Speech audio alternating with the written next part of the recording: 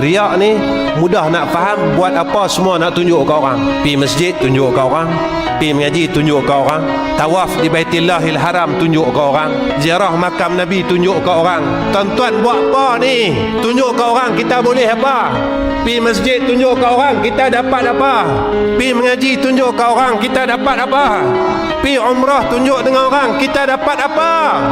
Sedekah pi rumah anak yatim tunjuk ke orang. Nabi kata kalau bagi tangan kanan tangan kiri tak tahu, tapi kita kena tipu tuan-tuan dengan telefon ni. Sepatutnya telefon yang ada kepada kita boleh menjadi asbab kita masuk syurga, dan kita tak mau berubah pun. Semua benda baik amal ibadat kita tunjuk dekat orang. Sampai bila tuan-tuan kita nak berubah ni? Dan Nabi kata amalan orang yang riak ini ditolak oleh Allah 100%. Nabi kata besok orang yang riak suka tunjuk apa baik yang dia buat, Allah akan panggil dia. Engkau mintalah kepada orang yang engkau tayangkan amalan kau di dalam dunia, mintalah balasan daripada dia. Sebab masa kau buat kebaikan itu bukan kerana aku. Kau nak tunjuk ke orang, kau nak tayang ke orang, kau nak bagi tahu kat semua orang.